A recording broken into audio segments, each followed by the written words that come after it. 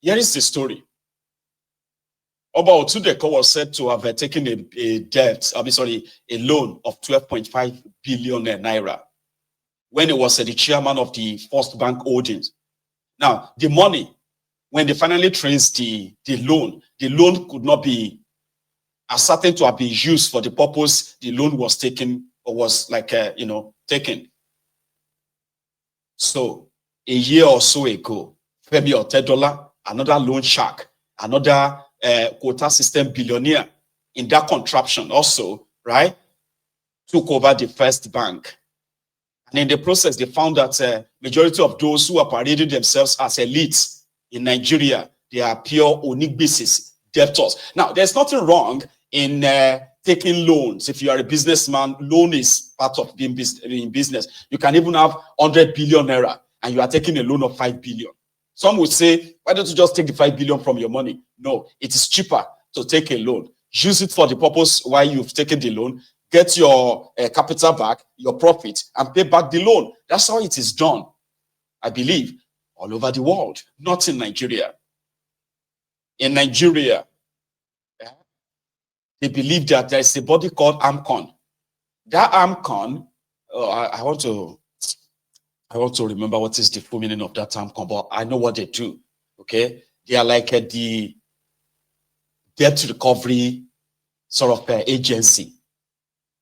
So if for example, if you borrow 1 billion naira and you belong to the right political class, AMCON and the rest can possibly just ask you to pay back 300 million and keep 700 million. If you take a billion loan, 1 billion. But if you don't, then they may come for you fully, take your assets and not the rest. So what they discovered is that when Oba Otudeko was in charge of the First Bank Holdings, right? He used the opportunity to take some loans that ordinarily the loans were not used for whatever they claimed they took it for. Thank you very much, Jerry. They say Asset Management Corporation of Nigeria, AMCON. God bless you. I've got smart people on this platform that can always help me fill in the gap. Thank you. So, Femi Otedola discovered that tens of billions of naira have been ferried from the First Bank cover by those who were supposed to be the board members and the rest of them.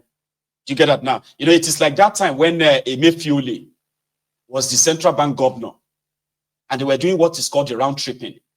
So the round tripping then was that you can be sitting in your house if you belong to the caucus and they can just say, do you need dollars? You say yes, they'll say, okay, how much? So, well, $10 million. Can you give me $10 million? So if they are exchanging dollar for 450 naira to $1 out there, for business people who are buying dollars for their import business and all that, right? Importation business. Round tripping will mean they will backdate a particular form that you normally submit to the central bank to get dollars, Forex. They will backdate it to somewhere around like 1984, 1985. When Nigerian naira to dollar was somewhere around maybe 11 naira or maybe 4 naira to $1. So when others are paying, or 450 kobo, when others are paying 450 naira to $1, you will be buying it for 450 kobo.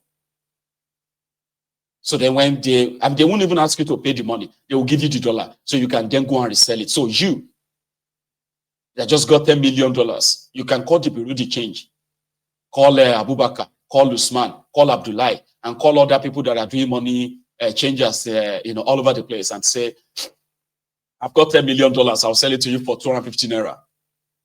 Abdullahi will provide 250 naira times $10 million. And then you can go back and pay 450 kobo to the central bank. Automatically, you are a billionaire straight up without doing anything. Abdullahi then can go back and sell each dollar for 450 naira, making 200 naira per dollar, round tripping.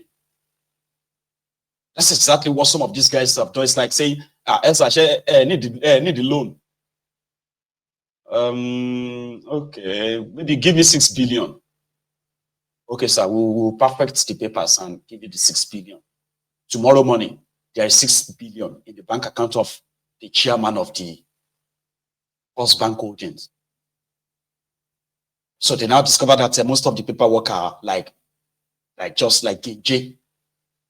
Because the plan was never to pay the loan back until Otudeko came. Similarly, Obegbana, the guy who is the owner of this day newspaper, Arise News, he himself is also in debt to First Bank as we speak, to the tune of according to them, he is owing over $300 million in dollars. Then he's also owing about 180 or so, nearly 200 billion naira in naira. Obegbana, a billionaire supposedly, has been the one that is giving the best man of the year, best Kineko of the year to different politicians. Yeah? And they are like that. There are many like that. They are all over the place, all over the country, living off people's money. But you see, those of you who have these business ideas, great ideas, you know, how to create jobs, and you only need just 2 billion naira to float this business, you will never get it from their banks, ever. Or maybe if you now belong to the caucus anyway, they can write you one letter and say, go to so bank, they will give it to you. Otudeko himself is, is known to be a loan shark back in the days. So right now, he is now hunting down these guys. So EFCC is said to be looking for this old man. And he was about to be arraigned for fraud. 81 years old man. Supposedly, old money. You know what we call them? This one are old money. These ones have been rich for the past 40, 50 years. Do you get that? Like they have been rich. I have known about Otudeko as a rich man since they born me. He's from his mother. I think his mother is from Odogwu, my hometown. He's the owner of this Honeywell group. You know, they are the ones doing this. What's that called again? Golden Penny, Semovita, Semolina or something. He has started so many business. I mean, he has interest in many businesses in his life, like hundreds, if not thousands of businesses that he's ventured into. And sometimes he will sell and then he will go and rejoin another one. However, the EFCC is said to be about to arraign him for fraud. That's what they want to charge him for, fraud. And the old man said that it is a complete misrepresentation. That he did not defraud anyone. Yes, he owes this money, but what happened is that it's not that he's not intending to pay back. He said, no, this is not the issue of you owing or not. Okay, what we found is that the documentation of all these loans are so shady that until when you are caught, you had no intention of paying them back. An effort to try to make him pay back as well has been futile. Then he said, okay, yeah, sue me to court. Only for the media to report. He's expected to be taken to court in handcuffs maybe next week. But surprisingly, the media today started reporting that he has fled Nigeria. Why would 81-year-old man run away from Nigeria? He fled Nigeria through the border, land border. The old Nadeko route. Drove himself to Benin Republic, from Benin maybe to Ghana, from Ghana to Burkina Faso, from Burkina Faso maybe to somewhere else. I'm just saying. He's now considered to be on the run. He's got his own lawyers, you know, he's a billionaire. He's got his own lawyers. They're supposed to stand possibly to defend him. The reason why I'm sharing this story with you is that if you take a look at the elite in Nigeria, I see them as the dirtiest, the most criminal, selfish, self-centered, who are comfortable with that shithole the way it is. And the reason why they can never stand up against anything that is wrong in that place, including Dangote and the rest of them, is because what they call their billions, their wealth, they are stolen, corrupt wealth. Wealth that if they try anything, the political class, those criminals in the politics, they can destroy them just like that because they are not honest. Someone was like, excuse me, sorry. Someone said that Elon Musk took a risk to openly challenge the Democrats, despite the fact that it was under the Democrats that his different businesses got government subsidies and all of that stuff, even loans and all that. But what you don't understand is that Elon Musk did not take stolen money, that he had to make arrangements with the political class in sharing part of the money with them. In order for them, like the political class didn't facilitate the money for Elon Musk or his likes, okay, so that they can take their own kickback from him in that manner. So when they gave him money and he paid all their money back, it's a business transaction. And it is kind of like an American policy too, or maybe world policy, to make sure that any business that is employing your people, you must not allow it to die. If this company is employing Americans, if anything happens to this company, like the General Motors of America, for example, General Motors employs thousands of Americans, American families who are car makers. So when General Motors and others run into financial trouble, right, they could have folded up and thousands of people could have lost their jobs, lost their pension, lost everything. And that could have been so devastating on America. So what did the government do? They bailed them out.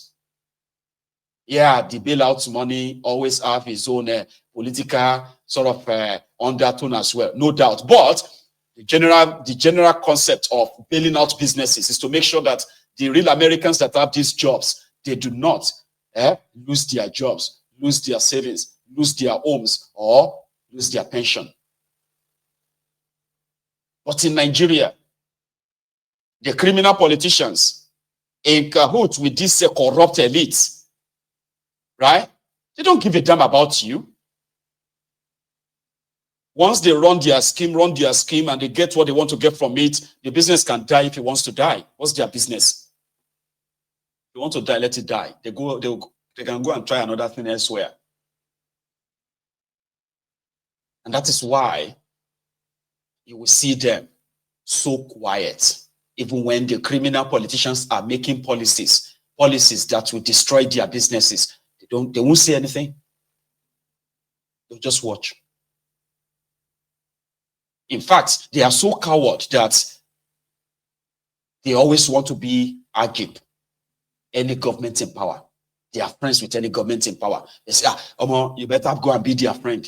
If you don't become their friend, these guys will target your company. They will target your business.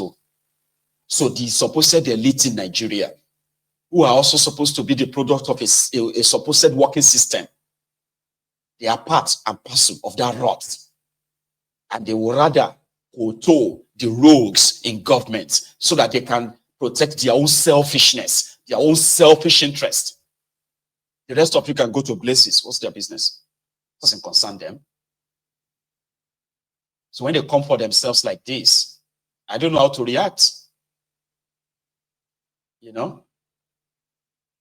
Obagbana, what's his name again? The owner of Arise News, Arise Television, this day newspaper. Otedola can take over those companies very soon because of his debt. And it's the same guy that just awarded Tifnumbu Man of the Year 2024.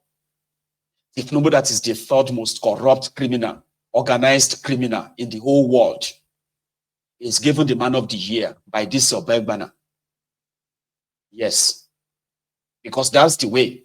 You want to protect yourself, you have to be their friend, the friends of the rogues in government. And it has been reported that Otedola has already taken over. They seized his vessel that they claim was currently moving crude oil out of Nigeria. So Boegbana is one of those that are lifting crude oil in Nigeria anyway. So now they have this vessel as well as the content in it valued at over $234 million on the IC. Otedola sees that right now. As part of the debt, he holds the First Bank. Similarly, this Otudeko that is now on the run. And the 12.5 billion is just one of them. There were other, that's why it is called fraud. There's nothing wrong in taking loans. Even if if you take loan and you never pay back, that is not a crime. The most is you renegotiate your whatever it is, or better still, they will take your asset. No, they said all the paperwork of the loan actually screams fraud. It's like using a false pretense to take money from the bank because you are the chairman of a branch of that business, First Bank Holding. It's not you actually taking loan as a business. You took an advantage, falsified documents to pretend that you are taking a loan for something, which is actual fraud. Until he got sacked in 2022. He was their chairman for some time. Probably living large, donating money here and there, philanthropist, like your criminal politicians always kind of do too. Your criminal politicians will loot money meant for healthcare, money meant for road construction, school construction, education, pension, salaries. They will loot all this money. Then those of you who are like supposed to be poor people, right? You would have to use these bad roads. Crash. When you crash on the bad road, they take you to non-existing health centers. When you get there, you have no money. So you have to go to them and they become philanthropists. You have a job, the economy is so bad that your take-home pay can't take you home, right? You can't pay the school fees of your children anymore. They're about to drop out of school. Meanwhile, the education fund that could have put your children in school, right? Like to the end of their career and all that, right? Somebody stole the money. He's now a big man, a philanthropist that is now giving out a scholarship to poor people. Scholarship. Money meant for education is being looted by low lives called politicians. Then they turn themselves to scholars, to philanthropists. They will pay your hospital bills. They will also pay the school fees of your children so that you can become subservient to them. Isn't that what your elite, isn't that what they are doing too? Uni Elumelu, the supposed guy who is the owner of, what's that bank again? It's called UBA. Gimovia, the owner of a Zenith Bank. These are guys that are helping the criminals in government to perpetuate their own money laundering. All the stolen money from Nigeria, they pass through your banking system in Nigeria. Just depends on which bank. It's not hard to tell. But anytime they come for themselves, that's when they make the news. Like this. Let's leave that and go to something else again, right? I'm going to take a short break so I can use that to blow my notes, right? I've been having a running nose and I've been under the weather as well. We have this viral flu currently, and my entire household is like, like that. I'm holding it in though, except the watery eyes. So when, what is his name again? Sanusi Lamido Sanusi claimed that Teknobo is surrounded by people without credibility, and it triggered the likes of Ezibida, Bayo Nafonuga, and others yesterday. That wasn't the only thing he said. He also said more. Let me use that as my own short break. Okay, I'll be back in 5 minutes. It's a long watch. Watch this.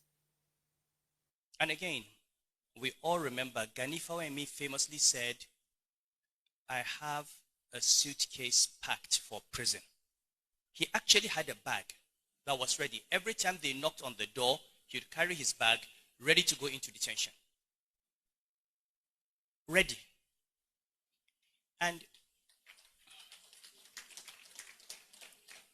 the only way you can explain this is when you begin to read, if you go back to, say, Stoic philosophy, and they talk about virtuous people, and they're saying those people are happy even when being tortured, and you're wondering, how can anyone be happy when being tortured?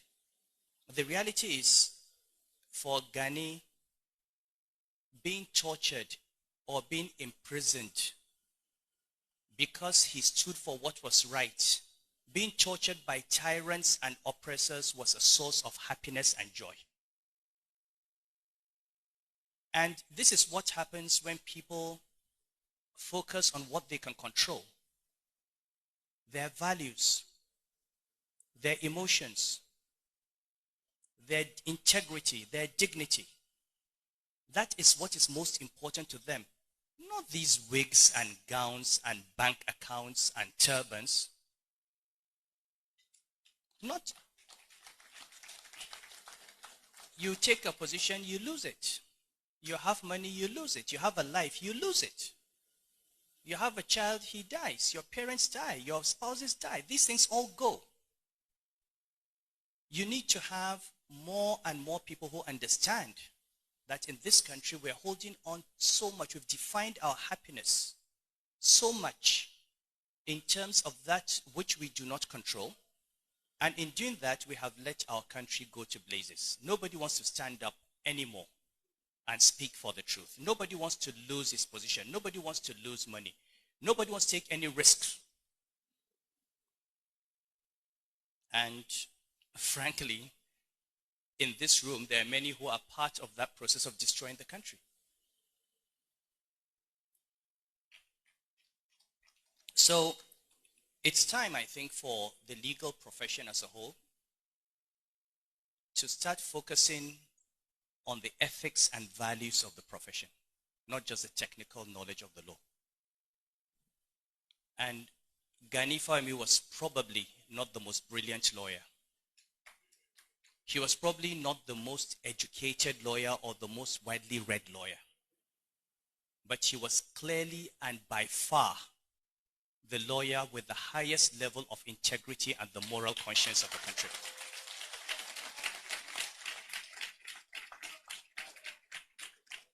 So you can know the law, you can be an expert in the law, but what do you use it for? Do you use it to perpetuate injustice? Do you use it to hang on to technicalities and take what is not due to one and give it to them? In any event, how do people in this learned profession, supposedly the most educated people, the elite of our educated people, how do they allow themselves to be manipulated by uneducated, uncouth politicians for money? How do you reduce yourself to that level? How do you look at yourself in the mirror when you take money from some corrupt politician and use the knowledge of the law to give him what he does not have? How do you face yourself in the mirror? Can we please go back as a country to asking ourselves that question? Who am I truly? You look at your own life. You've gone through many stages of what. I was a student.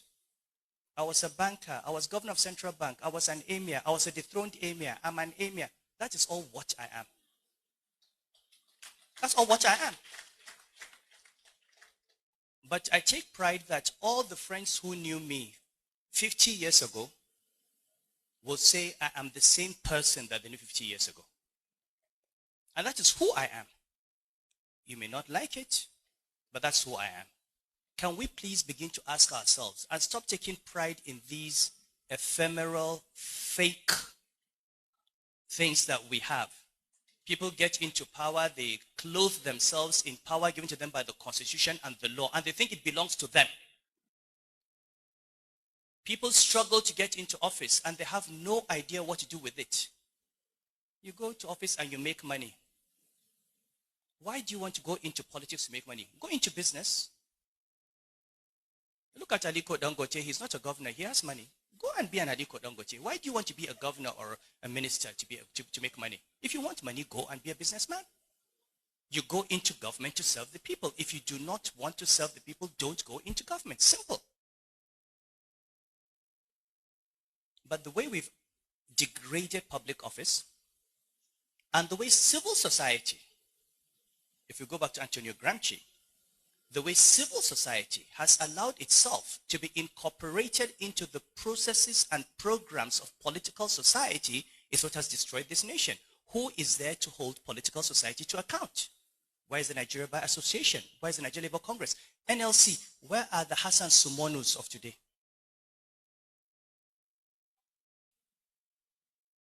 All gone. Is one of them not